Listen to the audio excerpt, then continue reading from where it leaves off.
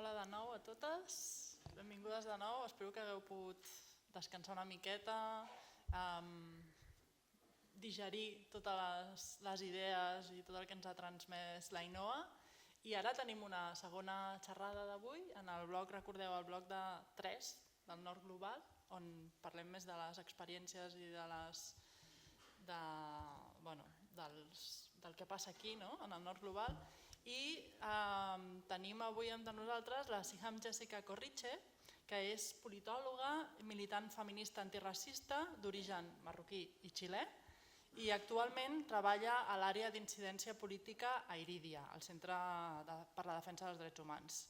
És autora més i editora del projecte editorial Somos, Relatos Transfronterizos, llibre que recull les reflexions i memòries de 4 joves de diferents orígens que es van trobar a Madrid i van descobrir en les seves converses i accions polítiques que les seves vides estaven travessades per les mateixes preguntes al voltant dels processos de construcció o revisió de les idees d'identitat. I d'això precisament, suposo que d'aquesta experiència i de la seva pròpia experiència ens parlarà la Siham amb una xerrada que ha titulat Identitats migrants i amb la pregunta quan deixes de ser migrant. Endavant, moltes gràcies. ¿Ya? Pues, bueno, muchísimas gracias a todas, todos y todes por venir. Esto lo he planteado, ¿vale? La metodología va a ser un poco distinta, yo creo que hasta lo que habéis disfrutado hasta ahora, más que nada porque creo que ya muchas de las compañeras que han pasado por aquí han tocado muchas de las cuestiones de las que yo voy a hablar. Entonces, mi aportación, yo creo que al día de hoy, es poder ir vinculando mi relato con un poco de performance en algunas partes. Prometo que no va a ser nada demasiado exagerado ni nada por el estilo, pero creo que era interesante también, ¿no?, como pensar otras maneras de poder responder a esta pregunta que se me planteaba, ¿no? Identidades migrantes, ¿cuándo dejas de ser migrante? Normalmente siempre que me piden dar una charla, porque voy a dar charlas sobre migraciones, feminismo, frontera, no sé qué, de un montón de cosas, yo soy una persona que le gusta, soy una ampollona, me gusta mucho prepararme las cosas y cometo esta cosa de que todo lo que digo tiene que ir reafirmado por un señor o una señora más lista o más listo que yo, que lo haya dicho antes con palabras que yo he tenido que leer 3 veces para entender qué es lo que realmente significaba. Pero cuando estaba pensando esta charla, me di cuenta de que hay alguien que me tenía que acompañar hoy, porque ella lo ha hecho de otras formas, pero también ha respondido a esta pregunta en el pasado, ¿no? A veces, ¿sabes estos que dicen ideas viejas en cabezas nuevas? Entonces, hoy nos va a acompañar también de alguna forma Gloria Anzaldúa. Para los y las que no la conozcáis, es una activista, académica, escritora, poeta chicana, autora del libro La Frontera, y bueno, es muy reconocida por este despertar de la conciencia de la nueva mestiza, en donde habla precisamente de qué es esto de las identidades migrantes y qué identidades nos cruzan. Bueno, cuando yo empecé a escribir y a pensar el tema de la identidad, cuando empecé a hablar de estos temas, me di cuenta de que la frase «lo personal es político» adquiría un significado muchísimo más profundo de lo que yo me imaginaba. Yo recuerdo un profesor de mi carrera, yo estudié Ciencias Políticas en la Complutense, el primer curso, que me daba Administración Pública, y me dijo «jamás, jamás debemos hablar desde la experiencia personal porque eso nos quita credibilidad, porque las experiencias personales varían tanto que al final se vacía de contenido». Claramente, mi profesor nunca se había enfrentado al cuestionamiento de su propia identidad, ni le había hecho falta. Este cuestionamiento es especialmente destacable en aquellas personas que han pasado por un proceso migratorio, que están pasando por un proceso migratorio o que tienen que sortear fronteras de forma constante. Una de las primeras cuestiones que se me viene ahora es ¿qué significa esto de frontera? ¿Alguien podría definirme qué es la frontera? ¿Alguien se animaría? Da miedo, ¿eh? Bueno, a grandes rasgos... Un dispositivo de jerarquización. Ya está listo de la clase. Vale, bueno, sí, es una de las definiciones que tiene frontera. Frontera es una palabra polisémica y digamos que todas las autoras y autores que piensan la frontera, si hay una cosa en la que están de acuerdo, es que es una jerarquización, es una división. Esa división puede ser territorial, pero también puede ser cultural, también puede ser social, también puede ser económica. Y estas fronteras además tienen una particularidad y es que se estiran, ¿no? Muchas veces la lógica que tenemos en la cabeza de esa división de frontera territorial de un lado para otro se va estirando, se va estirando, se va estirando y tiene la capacidad incluso de traspasar generaciones. Es esta idea de la segunda generación, la tercera generación.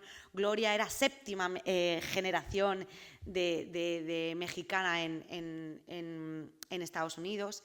Bueno, para poder entender cómo se da este proceso, ¿no?, de traspasar fronteras y cómo se va encajando en la construcción de nuestra identidad, yo lo que voy a hacer es poner mi propia experiencia al servicio de poder entender la complejidad y la violencia que significa muchas veces construir identidades fuera de los marcos del Estado-nación, que esta va a ser como el pilar para poder entender por qué es muy difícil deshacerse de la etiqueta de migrante y qué contenido tiene esa etiqueta.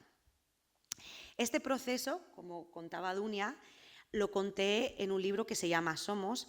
Esta es una de las veces que yo puedo decir que he venido a hablar de mi libro, porque literalmente es eso lo que va a pasar.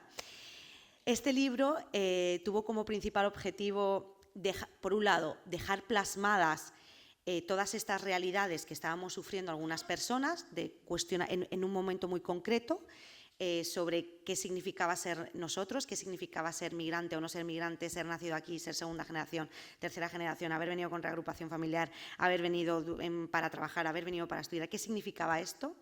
Pero también, no solamente de forma testimonial, sino también para dejar una especie de condición estética para abrir estos debates, ¿no? Para decir, mira, pues durante estos años, esta gente joven que estuvo en la universidad, en los movimientos antirracistas y demás, empezaron a tener estas conversaciones y este era el marco que se presentó en ese momento.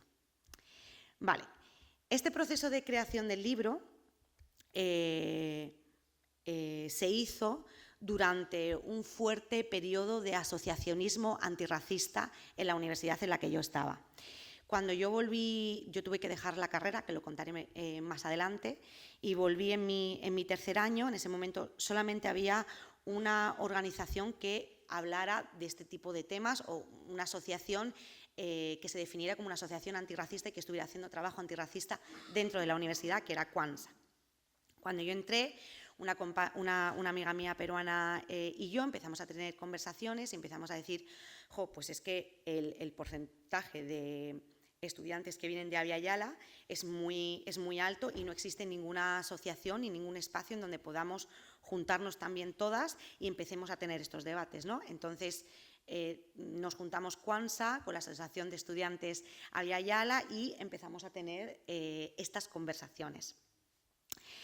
Estas conversaciones eran conversaciones muy tensas porque estábamos en un periodo en donde muchas veces el marco más esencialista suponía una tensión con el proyecto político que estábamos pensando.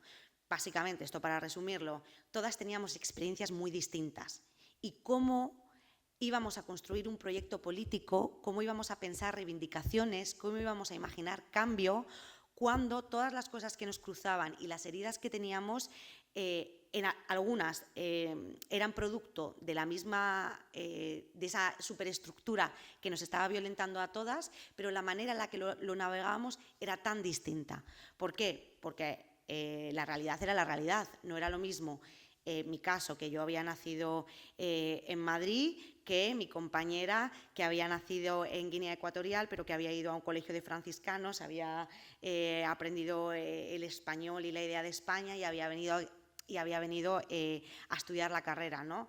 Eran marcos muy distintos, hacíamos análisis muy parecidos, pero habían cosas que eran distintas y que conformaban nuestra identidad, y eso nos hacía ver o pensar el proyecto político a veces desde marcos distintos. Vale. Este libro básicamente lo que hace es poner el pause y permitir escucharnos, permitir cómo de distintas fueron estas realidades y qué procesos identitarios hubo durante este proceso. Bueno, me lanzo. Yo voy a hablar obviamente de mi historia porque es mi historia y yo me la sé mejor que nadie. Y de nuevo poniéndola al servicio de entender cómo de complejo y violento fue pensar mi identidad. Vale, en mi caso yo soy hija de un hombre marroquí que había cruzado varias veces la península en patera allá por los 80. De hecho, la última vez que fui a Marruecos, mi tía me contó que mi padre había cruzado desde que tenía 14 años, que era una cosa bastante más normal de lo que muchas veces tenemos en el imaginario, que se vino de forma definitiva a Madrid porque su hermano mayor había conseguido llegar. Mi padre apenas tenía 20 años. Y luego soy hija también de una mujer chilena que vino exiliada a Madrid en el 85 durante la dictadura de Pinochet. Mi madre consiguió una beca para estudiar arte dramático en Córdoba y luego en Madrid. Y en el Madrid de los 80, durante la movida madrileña, pues mi madre y mi padre se conocen. Durante el tiempo que estuvieron juntos, se ganaban la vida como podían. Ninguno de los dos tenía permiso para trabajar, así que tuvieron que ingeniársela una y mil veces para poder sobrevivir. Además de esto, las personas migrantes llevan una mochila a sus espaldas, ¿no? Que es la de poder ayudar a su familia. Mi madre siempre me cuenta lo feliz que fue cuando consiguió la beca para poder estudiar y lo difícil que era poder estudiar. La cantidad de materiales y las condiciones materiales que necesitas para poder estudiar estaban por encima de sus posibilidades, y hacerlo con su familia en una situación muy precaria le parecía terriblemente egoísta, así que tanto a mi madre como a mi padre se les empieza a meter en la cabeza la necesidad de que su familia viniera a Madrid. Durante estos años de malvivir, de sobrevivir y de empezar a pensar este proyecto de migración para toda su familia, mis padres fueron deportados en dos ocasiones.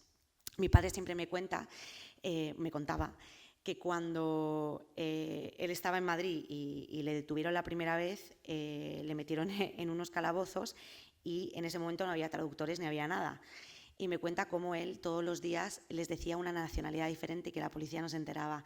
¿Pero tú de dónde eres? Yo soy de Egipto. Entonces iban a la embajada de Egipto a ver si reconocían a mi padre. Egipto decía, no, este señor no es egipcio.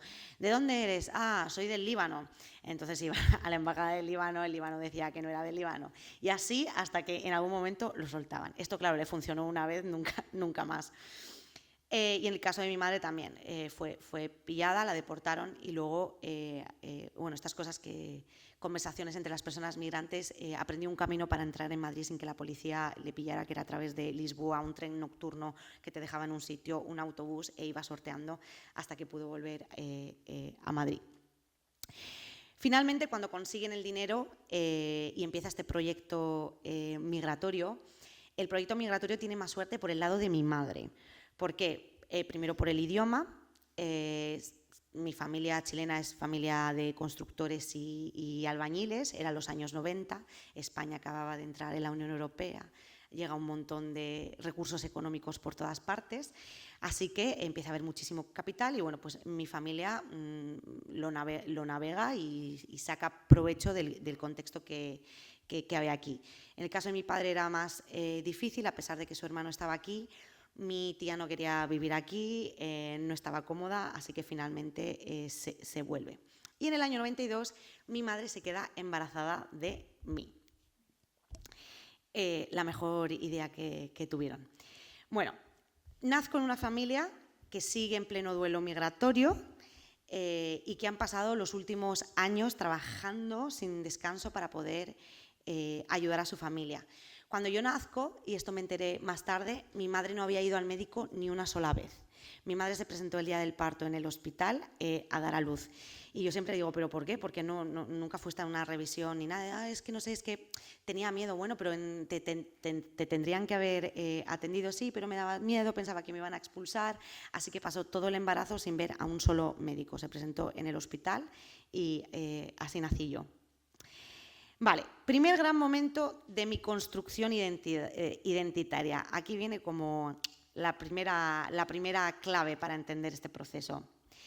Tal y como se refleja en el Reglamento de Extranjería, yo heredo la situación administrativa de mis padres y o su nacionalidad.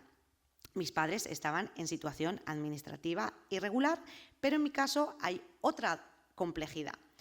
Chile, en ese momento, me rechaza, porque en ese momento había una ley que básicamente los hijos de nacionales chilenos que nacían fuera del territorio no adquirían inmediatamente la nacionalidad chilena, a no ser que volvieran a Chile y vivieran 2 años. Una especie de castigo también para los exiliados que tenían los hijos fuera. Y en el caso de Marruecos me rechaza, porque ambos progenitores tenían que estar casados, que no era el caso de mi padre. Entonces, imaginaos la situación. Yo no soy española porque hay un reglamento que dice que yo no tengo ese derecho. No soy chilena y no soy marroquí. ¿De dónde soy yo? En 1993 nace mi hermano y se queda en la misma casuística que yo. O sea, nacemos aquí y somos apátridos. Ningún solo Estado nos reconoce la nacionalidad.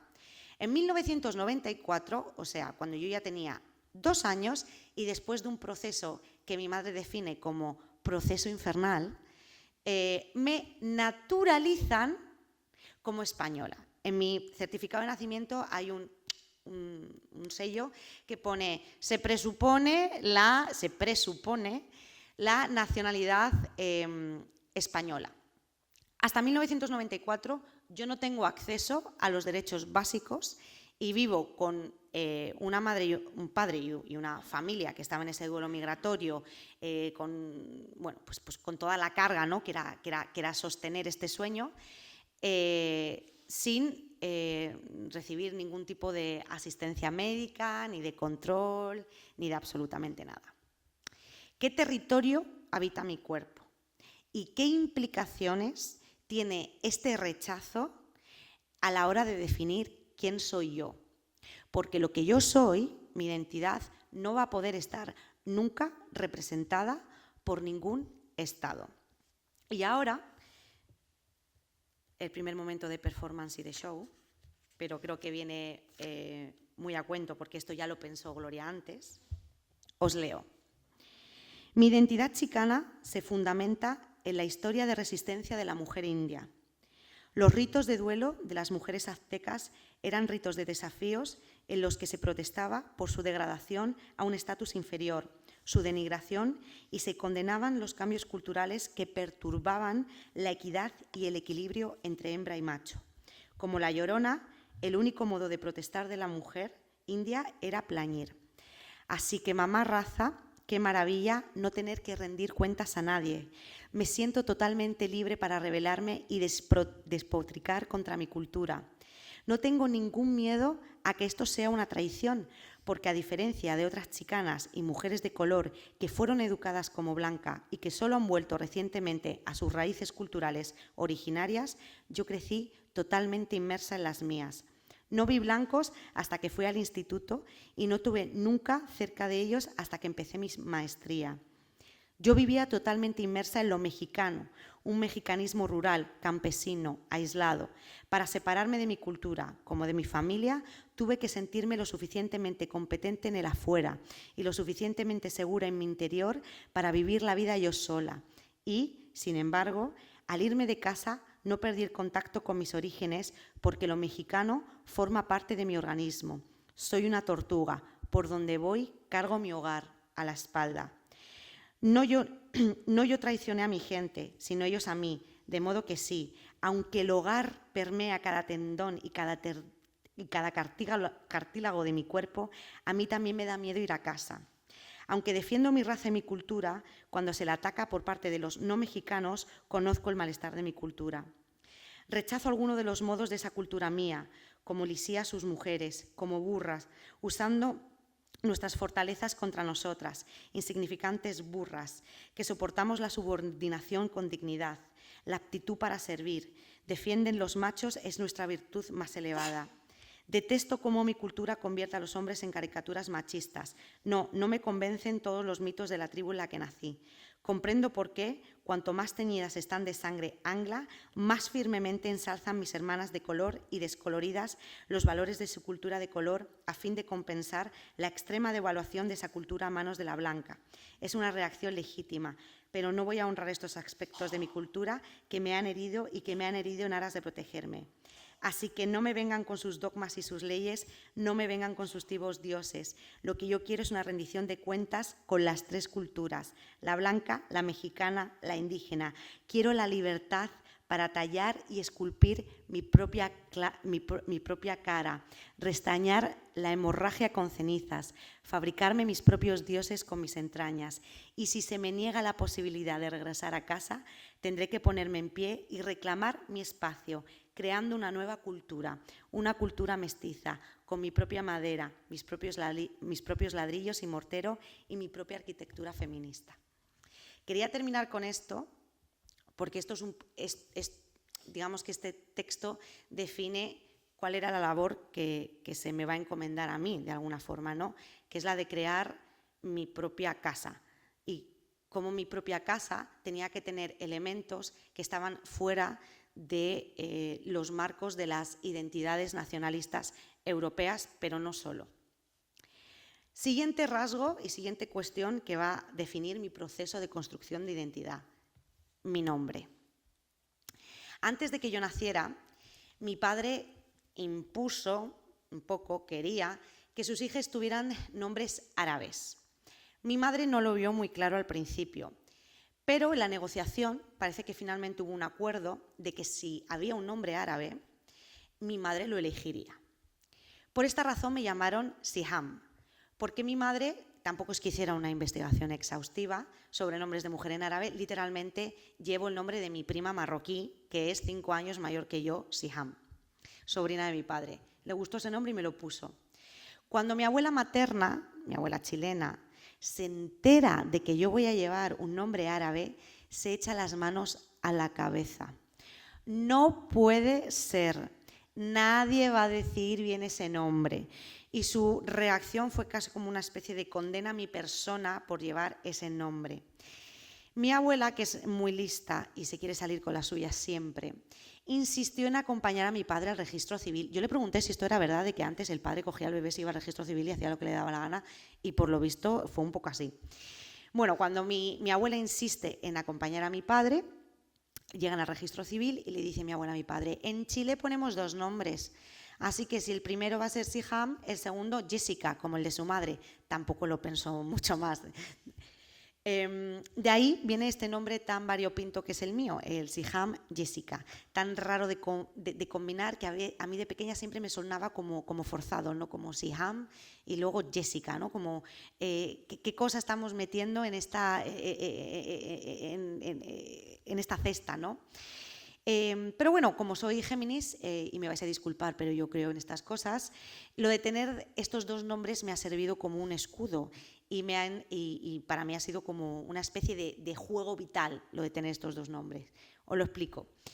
Desde que soy pequeña, toda mi familia me ha llamado siempre, bueno, no me ha llamado Siham, me ha llamado Sian, Sihan, la Siam, la Sami y todas las derivadas que vino del intento de decir mi nombre. Pero yo de pequeña en realidad no tenía problemas con mi nombre, yo era muy feliz con mi nombre. Nunca me supuso ningún cuestionamiento hasta que salí de la burbuja familiar y empecé a interlocutar con los adultos fuera de mi familia, cuando empecé a ir al colegio también. Ese momento en el que sales de tu burbuja familiar y la socialización secundaria, que llamaba mi profesor de sociología. Y entonces empiezo muy pequeña a ver cómo las caras de la gente cuando yo decía mi nombre, además con un acento así como muy madrileño, ¿no? Como que yo soy de aquí. Pero ¿tú de dónde eres? ¿Por qué hablas tan bien el castellano? Pero si tú no tienes acento de fuera. ¿Y cómo se dice tu nombre otra vez? ¿Me lo repites? ¿Pero de dónde eres de verdad? Porque tú no pareces. ¿De dónde eres? Tus padres son unos hippies. Una vez me preguntaron, ¿son tus padres unos hippies y te han puesto nombre? Bueno, a muy temprana edad asimilé que mi nombre resultaba sospechoso. Pero aún más sospechoso era que encima me parecía uno de ellos, que encima hablaba como ellos. Me pasé los primeros 8 años de mi vida dando explicaciones cada vez que me presentaba. Hola, me llamo Siham, mi padre es de Marruecos y mi madre es de Chile. Es una cosa que tengo tan clavada en la cabeza que el otro día en un ensayo de un examen de inglés me preguntaron en inglés, dinos algo sobre ti, dinos tu nombre y algo sobre ti, y lo que hice fue traducir literalmente, hola, me llamo Siham Jessica, mi padre es de Marruecos y mi madre es de Chile. Es como antes de que empiece la sospecha yo ya te lo voy a clarificar rápidamente. A los 8 años mis padres se separan de forma definitiva y nos vamos a vivir con mis abuelos maternos. Nos cambiamos de casa, de barrio y de colegio. Y cuando llego al nuevo colegio, el primer día de cole, mi profesora me pregunta delante de toda la clase, ¿cuál es tu nombre? ¿Cómo te llamas? Preséntate. Y yo digo, Siham Jessica. Y veo la cara de todos mis compañeros, que has balbuceado. Y yo no sé, si os soy sincera, en ese momento, qué le pasó a mi cerebro, pero decidí que eliminaba el Siham.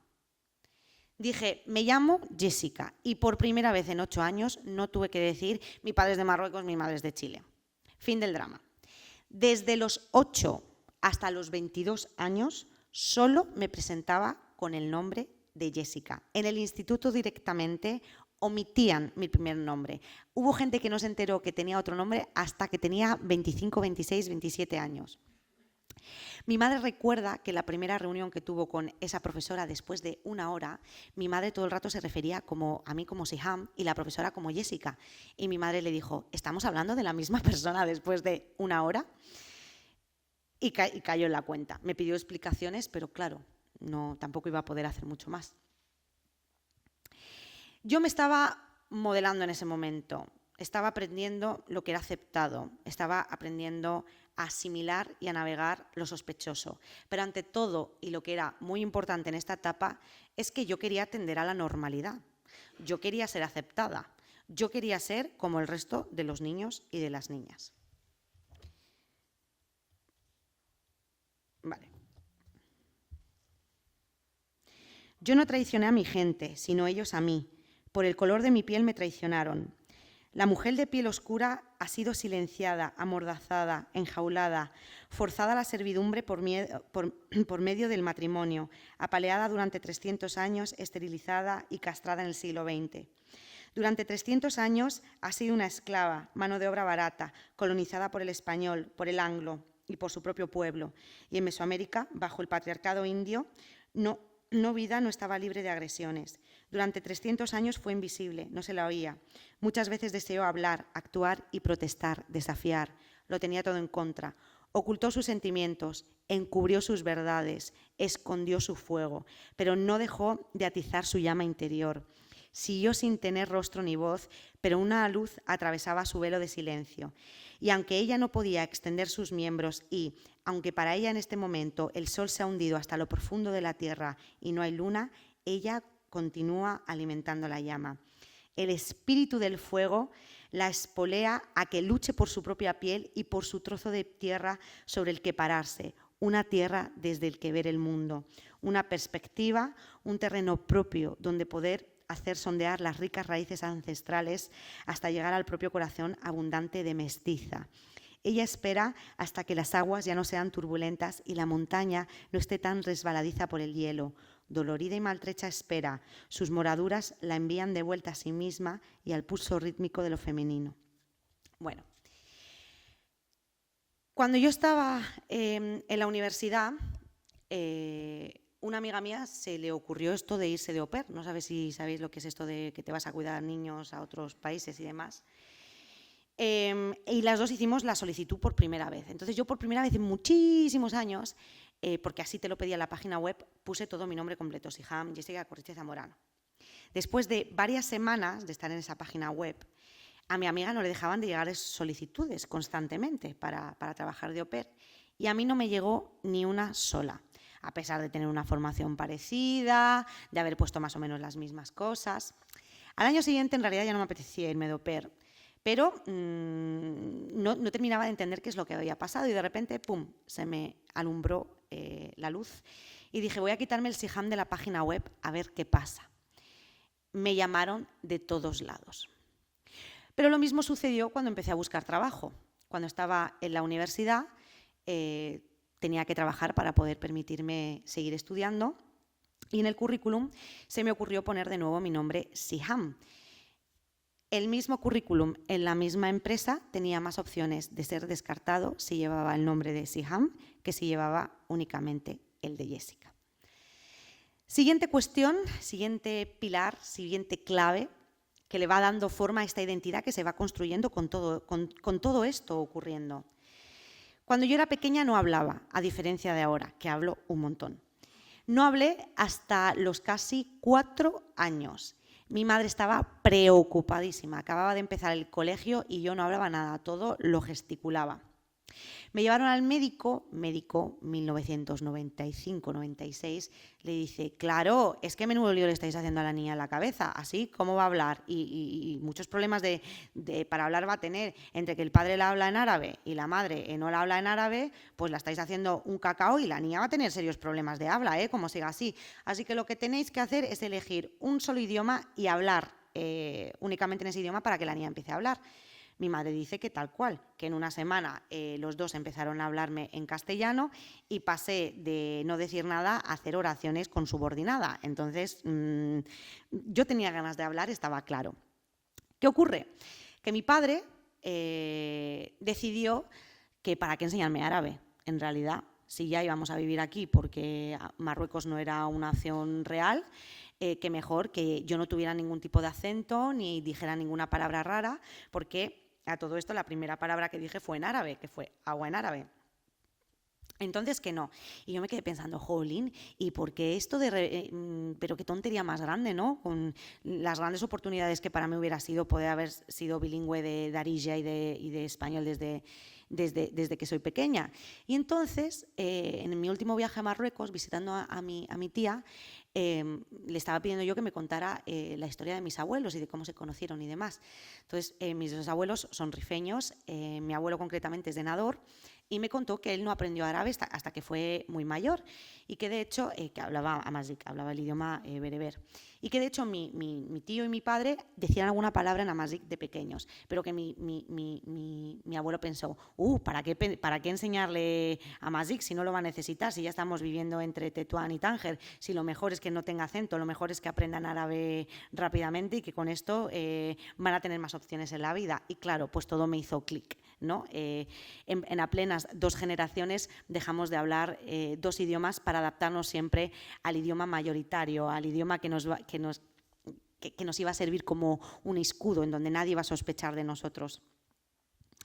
Cuando se muere mi padre, yo decido aprender árabe, porque claro, una es como es. Y entonces empecé a estudiar árabe clásico. Después de 2 años de aprender árabe clásico, llegué a Tetuán, por primera vez con la idea de poder hablar con mi abuela en árabe, y cuando le digo estoy aprendiendo árabe en árabe clásico, me mira, empezó a reírse de mí y empezó a decir ¡ay, misquina, misquina!, que significa pobrecita, pobrecita.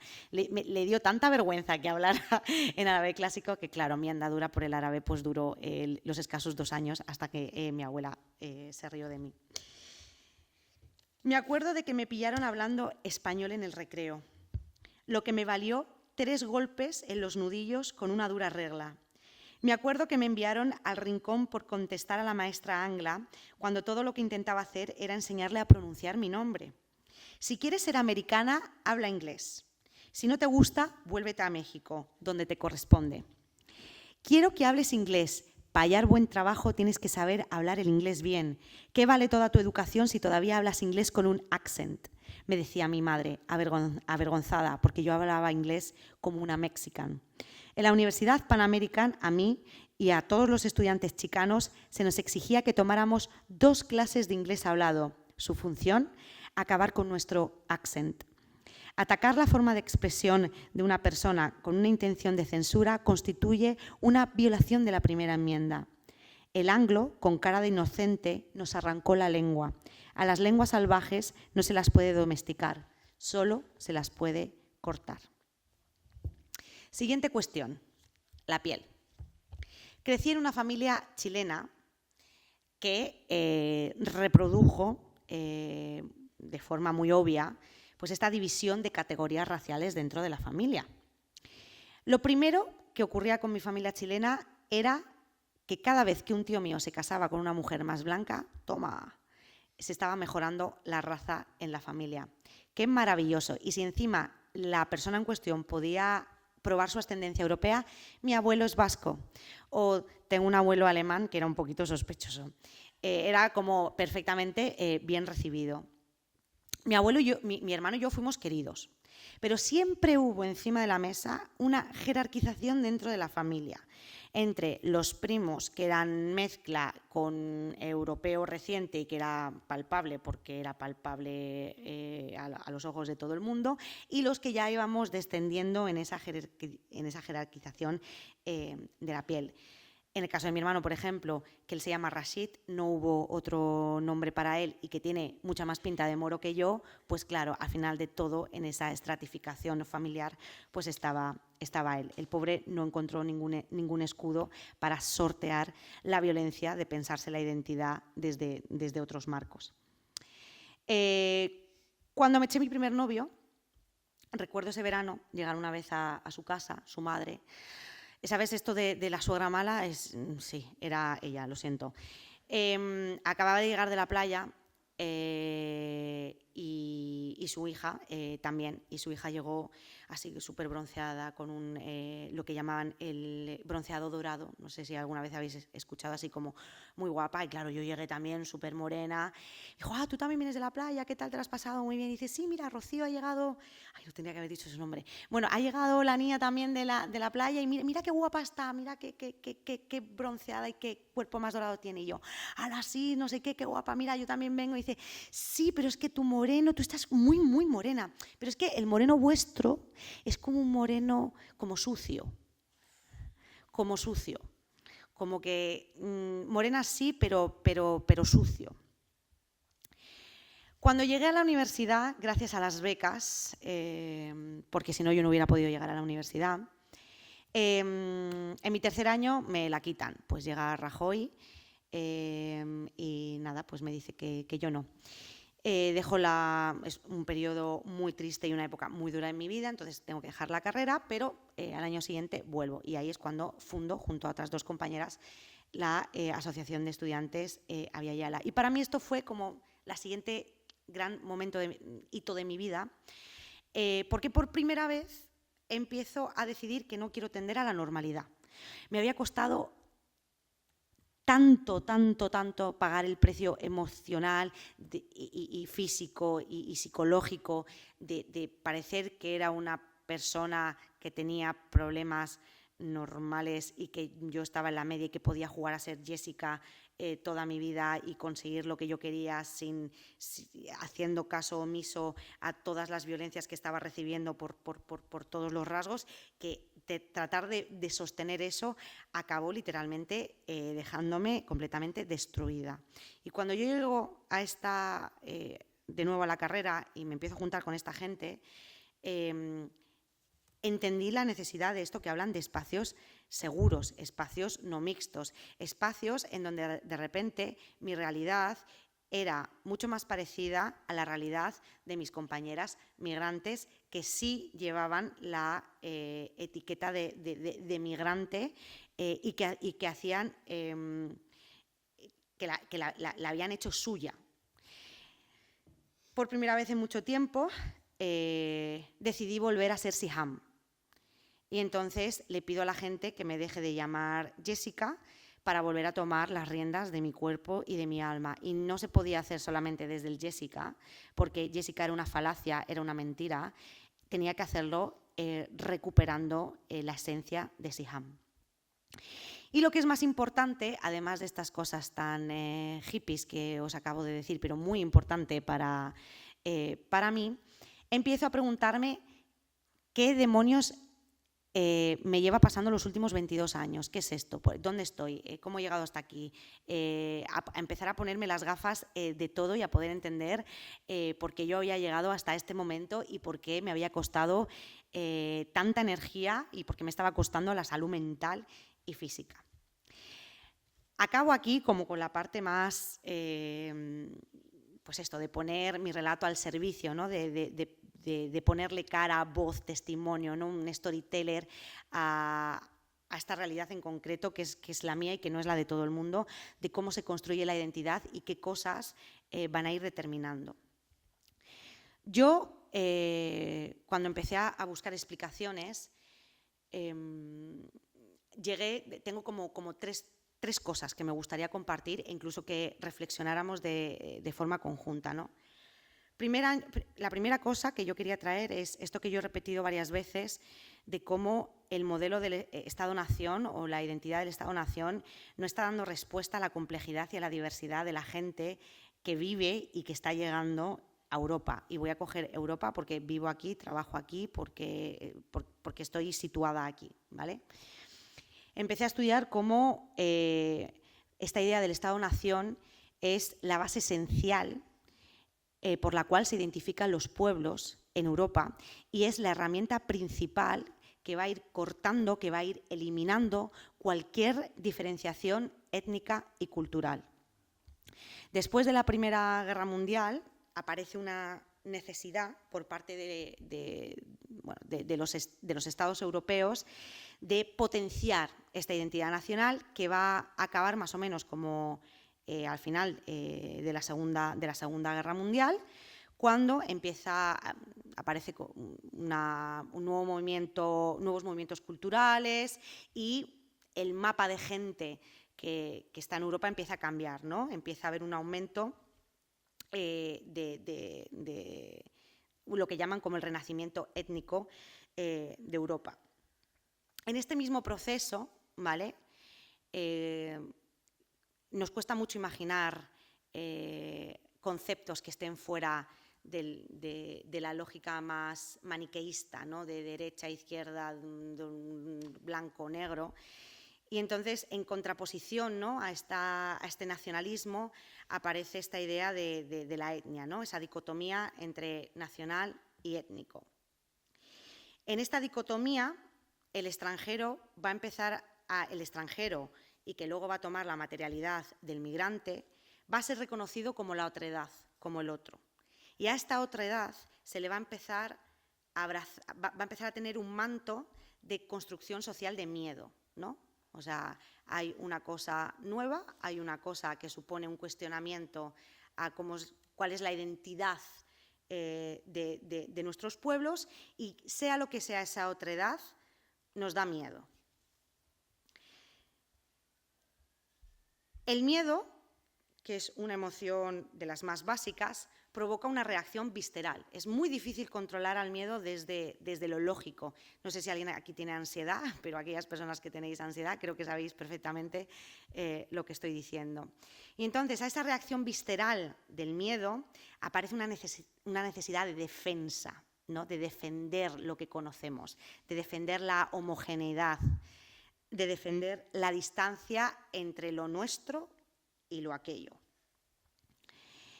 Las características étnicas, la diversidad étnica, el movimiento de las personas va a suponer una amenaza para la identidad nacional en los estados europeos modernos. Siempre. Mi existencia cuestiona todos los conceptos sobre la construcción del Estado-nación. Constantemente, todo el rato, hay una sospecha, porque tú no tendrías que existir.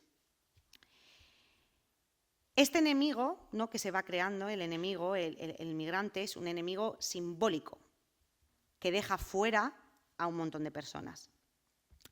Cuando empecé a meter la cabeza en el mundo de las migraciones, hace ya casi 5 años, empecé a darme con otra realidad de bruces, que fue por qué la gente se muere por querer moverse, por qué la gente llega a la frontera y de forma sistemática son violentadas y, en el peor de los casos, masacradas.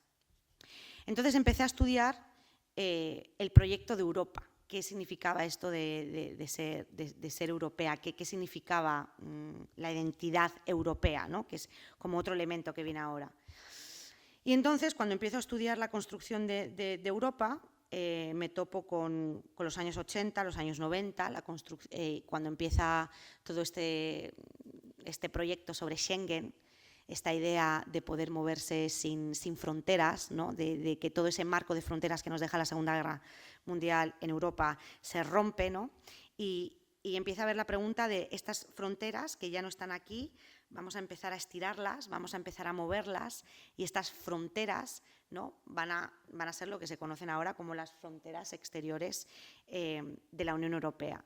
Y te das cuenta de que son condición sine qua non, o sea, para que nosotros nos podamos mover con libertad y podamos disfrutar de viajar con un DNI, es necesario que haya otra frontera en donde se le niegue ese derecho a otras personas. Y no solamente se le niega el derecho, sino que se está dispuesto ese derecho a cobrar vidas de otras personas. Durante todo este proceso de construcción de Europa, de Schengen, 80, 90, de repente aparece el 11S, que siempre lo estudiamos como el gran cambio de paradigma en la gobernanza de las migraciones, porque aquí se suceden dos cosas.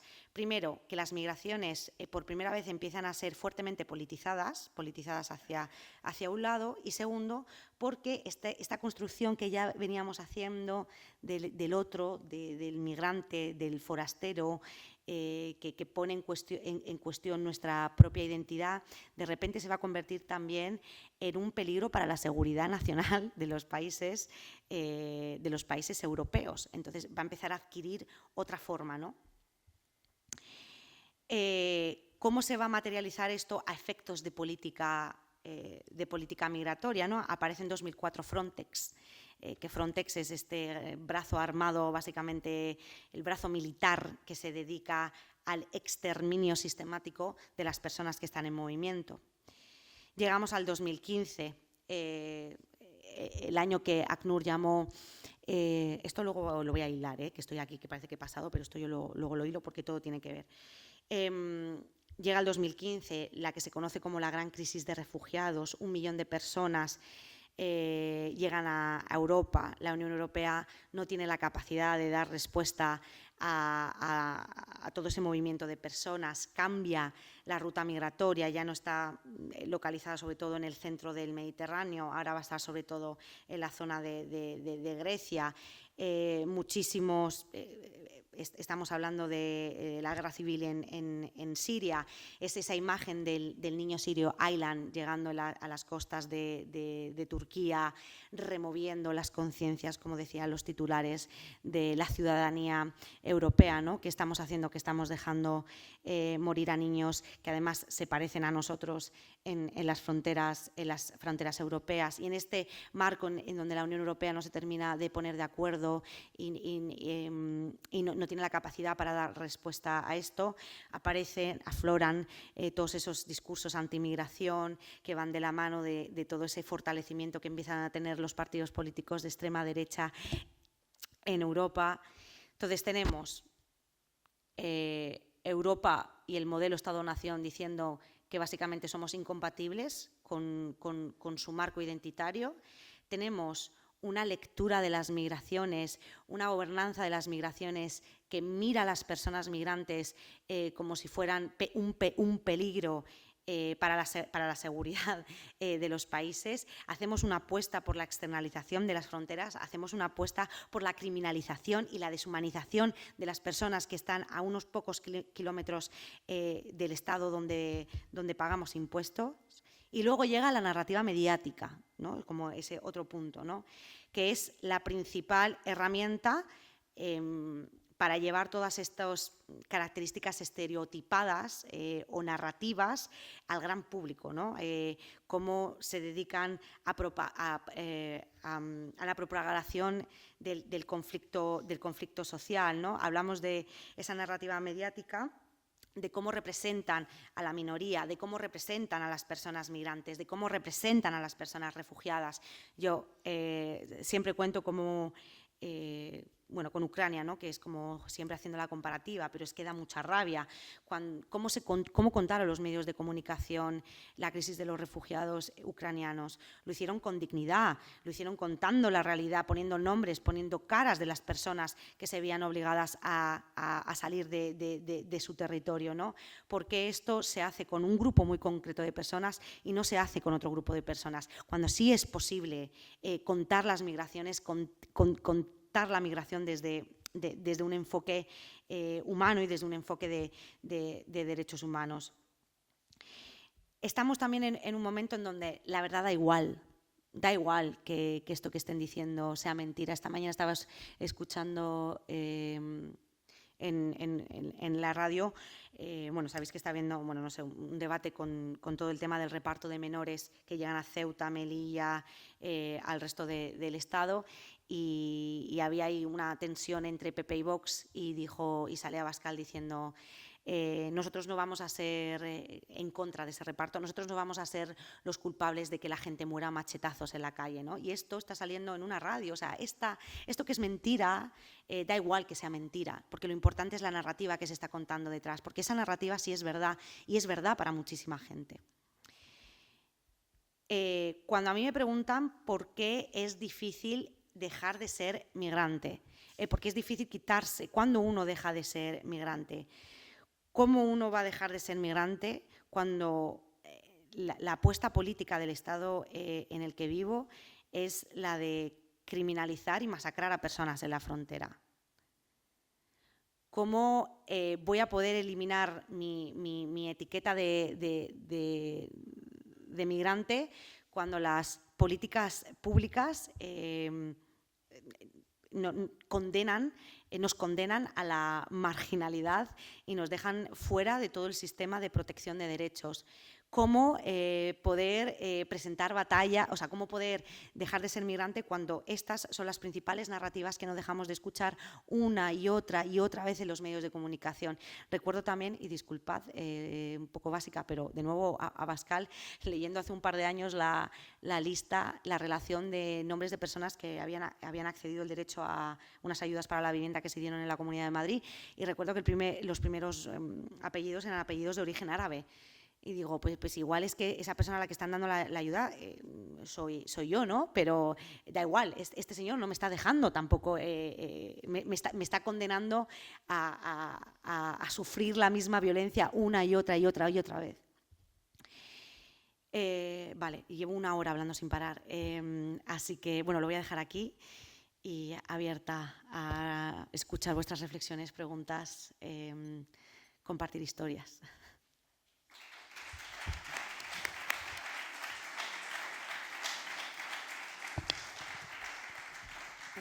Muchas gracias, Siham. Gracias también creo que tu profesor ¿era Derecho Administrativo? Administración Pública. De Administración Pública, que has demostrado que no tenía razón, ¿no? Que has demostrado que a partir de la experiencia, la propia experiencia vital, se puede, o sea, cómo puedes hacer toda esta relación, ¿no? Con todo lo que pasa en Europa. Bueno, dejo l'espai per qui vulgui fer preguntes o comentaris, o hacemos una ronda como de 2 o 3 preguntas, o... Preguntas fáciles.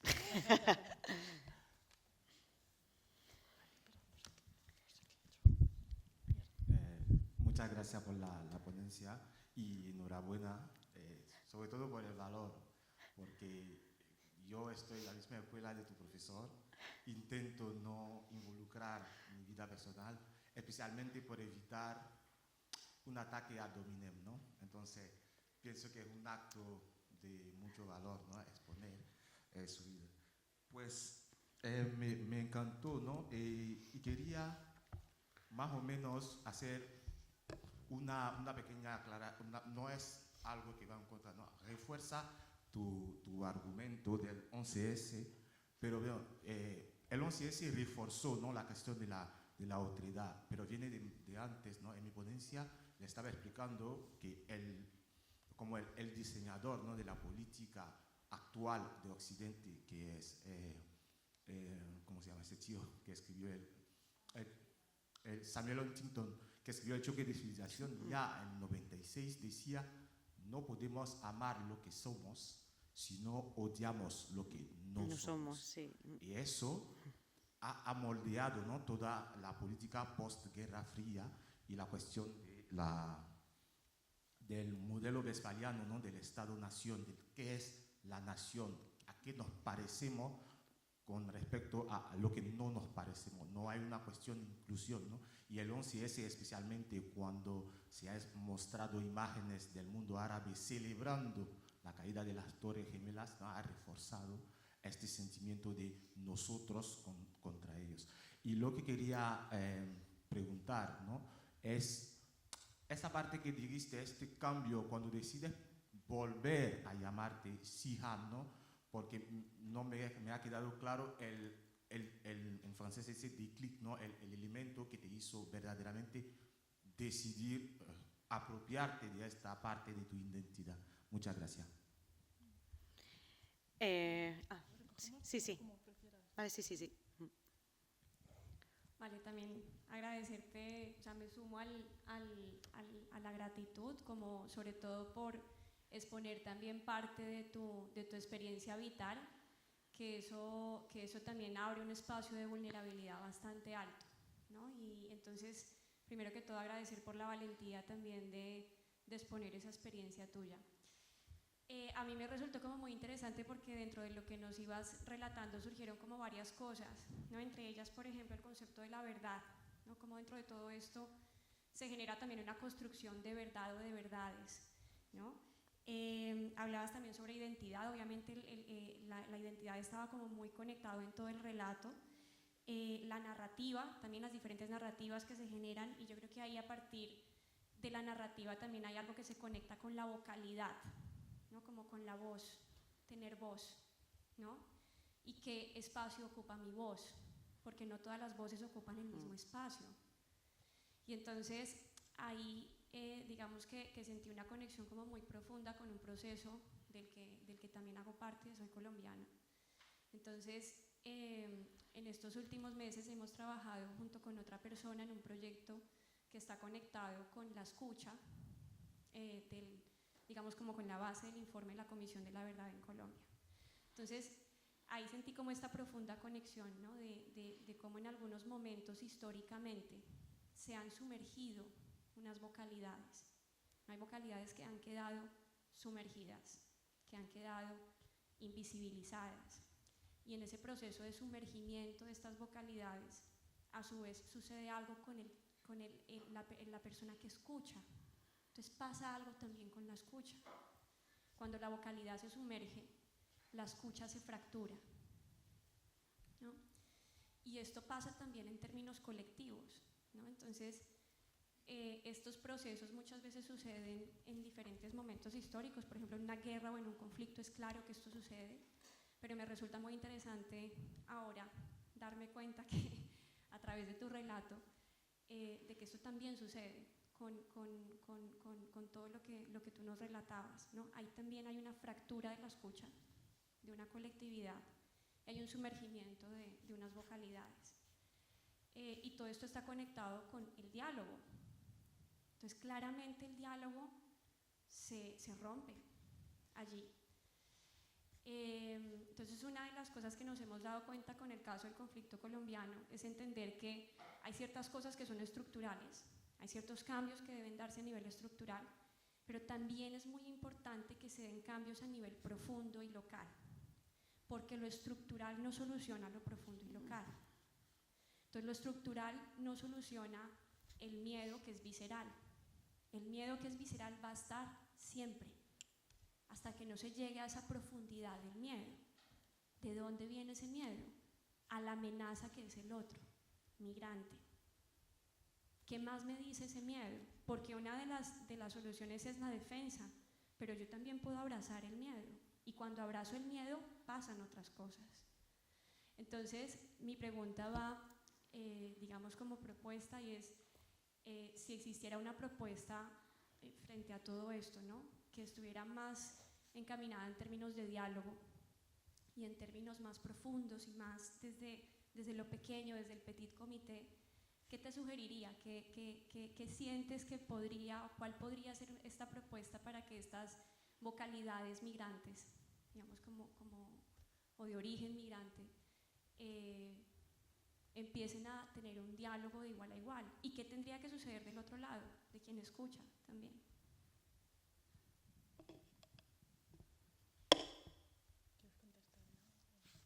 ¿Alguna pregunta més? Ara...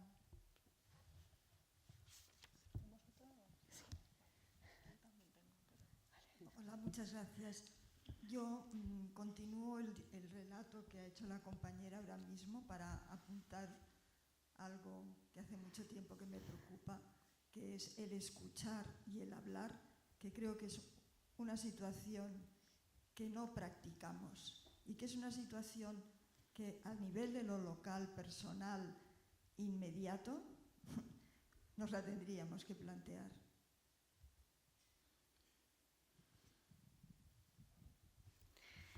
Vale, pues por ir respondiendo a alguna de las reflexiones o cuestiones. Vale. Digamos que, o sea, yo lo que quise transmitir con esa ruptura entre Jessica y Siham, yo también soy Jessica, o sea, Jessica sigo siendo yo. Lo que ocurrió es que cuando yo regresé a la universidad, lo que quería trasladar era cómo durante muchísimos años todas estas cuestiones no se habían llevado a yo no había analizado todo esto, o sea, todo lo que, cuál eran las dinámicas con mi familia, cuál era la historia de mis padres, cuál era, qué rol estaba yo jugando en mi vida, estaba completamente, yo no había puesto la atención en ello, yo estaba tendiendo a lo que yo consideraba que era normal. Yo había aprendido los códigos de vivir en Madrid, el acento, busqué un lugar necesariamente de comodidad porque sabía que en cuanto me saliera un poquito de la línea, mi existencia iba a ser motivo de sospecha. Entonces, yo hice un trabajo muy, muy grande para tratar de estar en lo que yo consideraba esa normalidad. Y Jessica estaba mucho más cerca de esa normalidad de lo que jamás me iba a poder dar Siham. Porque cada vez que yo abriera la boca y dijera que me llamara Siham, automáticamente iba a tener que decir mi padre es de Marruecos y mi madre es de Chile. Entonces, cuando yo vuelvo a la universidad, siento que ese fue el año en donde todo lo anterior se me rompe y se cae. Había puesto tantas energías en parecer normal, en no pensar en estas cosas, en no dar respuesta a todas las violencias que me estaban cruzando, que Siham es la que coge el control de alguna manera y dice, no, vamos a empezar a pensar esto de dónde viene y por qué, y cómo podemos navegar esto, y dónde podemos denunciar lo otro, ¿no? Como que el dejar el Jessica al lado es aceptar que no soy solamente Jessica, que también soy Siham, y que Siham necesita respuestas a estas preguntas, Siham necesita navegar toda la violencia o ponerle freno o enfrentarla o guerrearla. Esto es lo que me da Siham. Y por eso también como la necesidad de volver a reapropiarme y de dejar de sentir, no vergüenza, pero sí hastío cada vez que tenía que explicar quién era yo y por qué. Mi sensación muchas veces era que tenía que justificar mi existencia. Esto es lo que me obligaba a hacer Siham, justificar mi existencia. Y con lo que lo que habías comentado con respecto al 11S, he tomado el 11S no tanto como punto de partida de ese choque, ¿no? De civilización o de ese marco de pensamiento que es anterior al 11S, lo puse simplemente como lo elegí como un punto de partida, más que nada porque en el estudio de las relaciones internacionales se habla de ese cambio de paradigma y porque como va a coincidir pues con la creación de Frontex y de las políticas migratorias de la Unión Europea, ¿no? de la búsqueda de ese, ¿cómo lo llaman?, de este enfoque común en materia de las migraciones, pues lo he tomado como momento de referencia. Luego, por aquí se había contado la necesidad el concepto de las vocalidades sumergidas, ¿no? Y de la importancia de la escucha, de la fractura. Precisamente este libro trata de hacer un poco ese trabajo. Primero, a la interna, porque era muy importante que esa escucha la hiciéramos a la interna, por lo que conté al principio. Existía una diversidad de sentires y de heridas que muchas veces ponían en peligro el proyecto político. Entonces, para mí es una herramienta, pero era un ejercicio que se tenía que hacer sí o sí, porque luego también era muy fácil caer en esencialismos, y el peligro de caer a veces en esencialismos es que cuando lo quieres hacer una traducción política rápidamente se te cae todo. Entonces, poder hacer un trabajo desde la profundidad, o de lo que yo entendí que era hacer un trabajo profundo, era que la escucha primero empezara entre nosotras. Y esto fue un trabajo que se hizo durante muchos años, antes incluso de que saliera el libro. Pero sí, totalmente de acuerdo en que, y me gusta ese enfoque, si te soy sincera, porque a mí me encanta. Leo un montón sobre las emociones políticas, ¿no? Y qué impacto tiene la emocionalidad en todas las construcciones políticas, y creo que tienes mucha razón. Muchas veces pensar todo en el marco de la política pública o la acción únicamente política, y no de hacer un trabajo introspectivo y de hacer un trabajo que vaya a la raíz, que vaya a la emocionalidad, que apele a esos sentires. Yo también considero que siempre va a ser un trabajo que no se va a completar, porque a fin de cuentas es verdad que obviamente estos discursos tienen un impacto en el marco de lo político, pero también en el marco de cómo nos relacionamos, y de qué emociones dejamos que nos permeen el cuerpo, ¿no? Entonces, bueno, en ese sentido, mi apuesta también sería por hacer un trabajo introspectivo y que tuviera este enfoque presente cuando pensemos lo político, definitivamente. Y por ahí se hablaba de practicar la escucha, ¿no? De que ya no nos sentamos a escuchar y a hablar. Creo que es un punto que es real, que estamos en un marco en donde cada vez, hasta en las redes sociales, tenemos menos tiempo para escuchar. Cada vez son 15 segundos y 10 segundos y 5 segundos, y quiero escuchar lo justo y lo necesario y lo que a mí me gusta escuchar, y es verdad que estamos perdiendo la capacidad, no por ponerme en un modo tan pesimista, porque yo defiendo que a veces que la comunicación puede hacerse de muchísimas formas, ¿no? Y de que hay nuevos códigos, de que hay nuevas herramientas y de que tenemos que hacernos a ellas o cuestionarlas cuando veamos que... Yo siempre pienso, la arquitectura de las redes sociales, por ejemplo, es una arquitectura que no está hecha para que este tipo de mensajes llegue al gran público, está hecho para castigarla y para que no sea así. Pero sí, yo soy una romántica en ese sentido, y sí que pienso que es una tarea pendiente y que es un ejercicio que tenemos que seguir peleando, que es el de sentarnos a escuchar, porque yo creo que es probablemente la herramienta más efectiva para poder entender la realidad del otro y para poder cuestionarnos nuestra propia realidad, sin duda. Gràcies. Voleu fer una altra ronda? Teniu més comentaris, preguntas? Bueno, aprovecho yo a lo mejor para hacer mi preguntita, que no sé si en realidad vas a poder responder, porque iba por lo que comentabas de las distintas experiencias, ¿no?, que te encontraste con esta asociación y luego con el libro. Si podías darnos como cosas que te sorprendieron o cosas que tú no habías vivido y que encontraste que para otras era eso que les atravesaba y que a lo mejor tú no te identificabas con estos temas. Y otra pregunta que tenía, como que va como un poco relacionada, que me ha resultado muy interesante lo que has contado, también por esa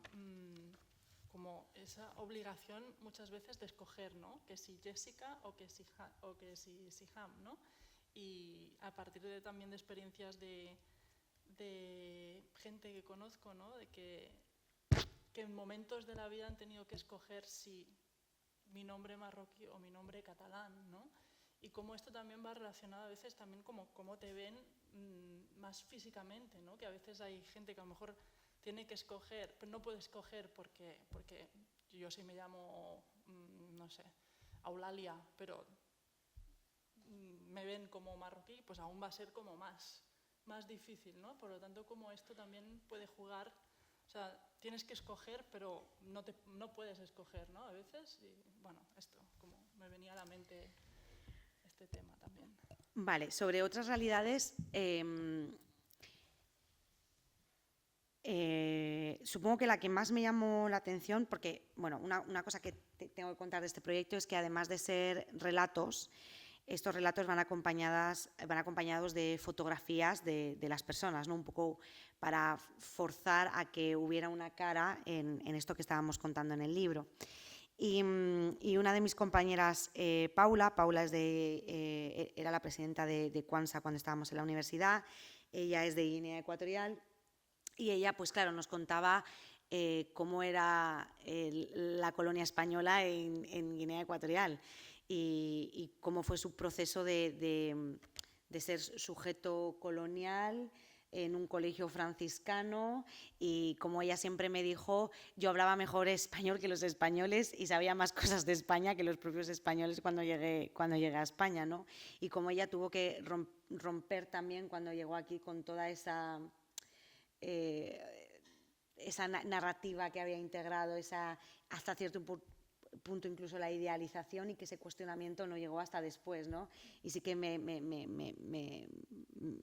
me quebró un poco imaginarlo, algo que yo me imagino que pasó hace mucho más tiempo, algo que está como tan presente, ¿no? Como esto de, wow, llegan los franciscanos, te acelera Rubén Darío, te lo aprendes de memoria, celebras el día, ¿no? Como toda esta performatividad nacional y demás, como es completamente real y está pasando ahora mismo ahí, fue como, bueno, una de las realidades que más me gustó conocer.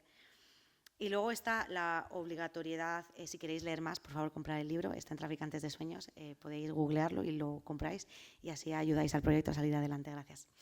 Luego la parte sobre obligación de escoger, sí, hay una negociación constante. Y esta idea de escoger también es una idea de escoger cuál es el mejor escudo para poder navegar la violencia diaria y traspasar la frontera social, económica, lingüística de forma segura. Yo eso lo aprendí con 5 años. Con 5 años supe que tenía que escoger y que lo hacía porque era un escudo, porque así yo no era sujeto sospechoso nunca más.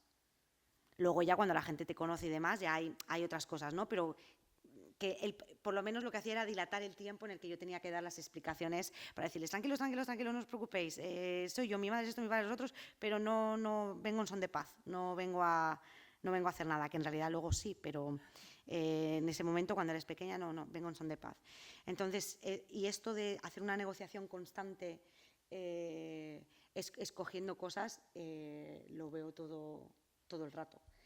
Yo recuerdo cuando yo he sido vocera varios años de la Asamblea 8M de Madrid y cuando me llevaban a la tele, luego me metía en Twitter a ver todo el odio que me habían tirado, feminazi y todas estas cosas que te dicen. Pero claro, cuando una presentadora una vez se le ocurrió decir, ¿y ese nombre? Porque claro, yo ya me presento como Siham, entonces pues automáticamente me salió, sí, bueno, es que soy de origen marroquí chileno, mi madre es chilena, mi padre es marroquí. Todo Twitter, todos los mensajes de odio iban enfocados a vete a Marruecos, que ahí las mujeres están bien, que también me pareció muy curioso porque pudiendo haber elegido entre lo chileno y lo marroquí, había una cosa que era peor que la otra. Entonces, chileno, que se hubiera dicho que solamente era de origen chileno, el odio también me hubiera caído. Pero en esa jerarquización que hacen rápidamente de qué cosa es peor que la otra, la negociación es que lo que suene árabe, lo que sea marroquí, lo que huela a islam, lo que huela a todo esto, rápidamente la la cadena es muchísimo peor, ¿no? Y la prueba es eso, que eran precisamente los fascistas que estaban tirándome estos mensajes los que hicieron esa negociación interna. Podemos meternos con ella por muchísimas razones, pero ¿cuál va a ser la principal narrativa? Vete a Marruecos, que ahí las mujeres están bien, terrorista, no sé qué, no sé cuánto, ¿no? Como... es una negociación que a veces, paradójicamente, también se hace al otro lado, ¿no? De seleccionar de todo lo malo que tienes, qué es lo peor. Bueno. Teniu més preguntes, comentaris? Pues a mí me queda solo agradecerte mucho el haber compartido con nosotras tu experiencia y toda tu trayectoria, porque ha sido interesantísimo. Gracias por invitarme. Muchísimas gracias. Gracias.